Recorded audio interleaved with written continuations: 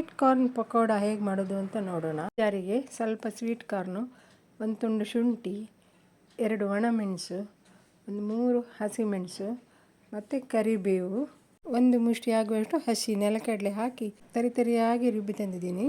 ಉಳಿದ 3/4 ಕಪ್ ಕಾರ್ನನ್ನು ಹಾಕಿ ಒಂದು ಸರ್ತಿ ಗಿರ್ರ್ ಮಾಡಿದರೆ ಸಾಕು, ಜಾಸ್ತಿ ನೈಸ್ ಆಗಬಾರ್ದು.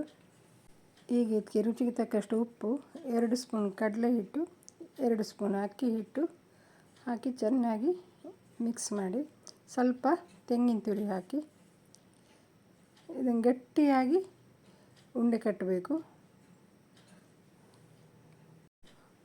ಒಂದು ಸಲ ಎಣ್ಣೆ ಸರಿ ಬಿಸಿ ಆಗಬೇಕು.